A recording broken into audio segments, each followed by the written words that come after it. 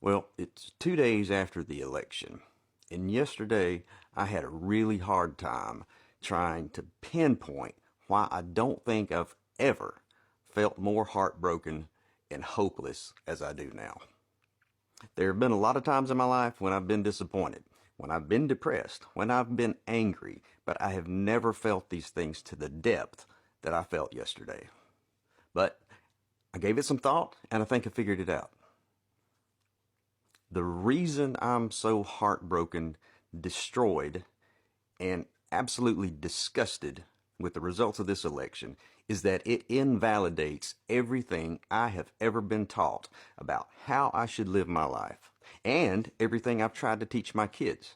So it's an absolute betrayal to realize at 57 years of age that when it comes really down to it, over half of this country really doesn't value the notions of being kind, being generous, loving your neighbor, being accepting, having empathy, showing understanding, being truthful, being ethical in business, being sensible and level-headed, not being a bully, not being selfish, and not being a total asshole.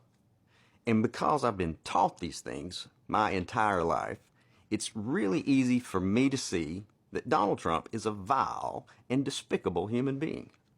He exhibits everything that I have been taught to set my sights against in order to be a good functioning member of society.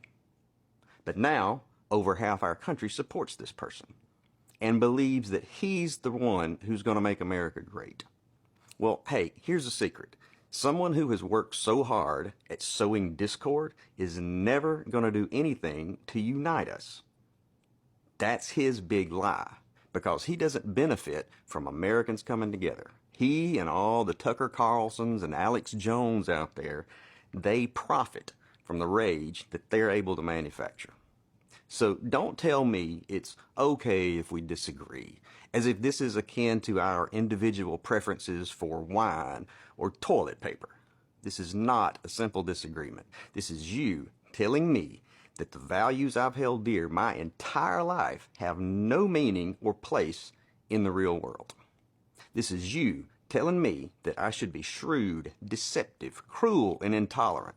This is you telling me that the type of person you really admire and look up to is a rich, entitled, narcissistic, criminally convicted pussy grabber.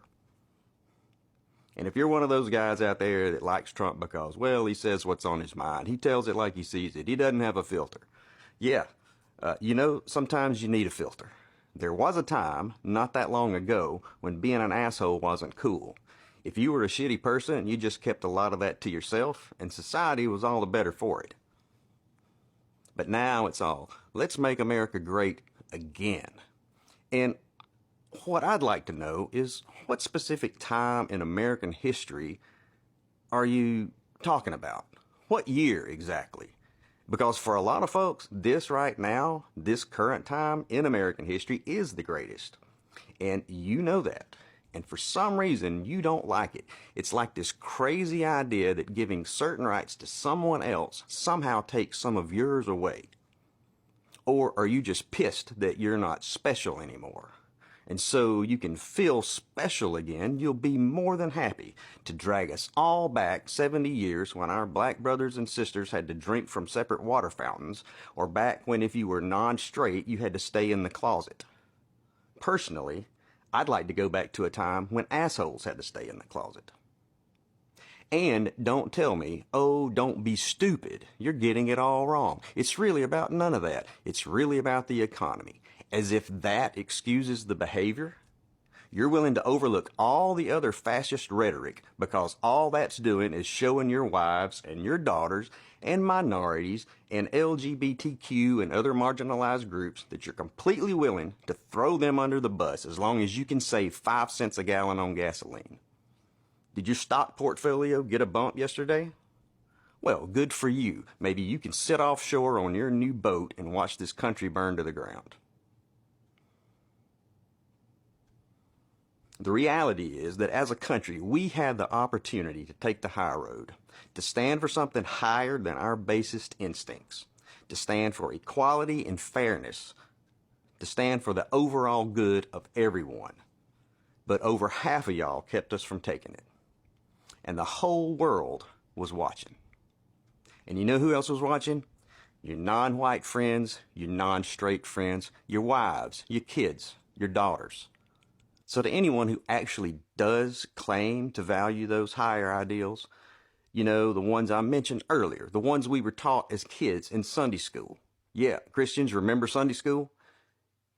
If you claim to hold any of those same values, but are at the very same time enamored with Trump and perfectly pleased with the outcome of the election, me and millions like me deserve a fucking explanation.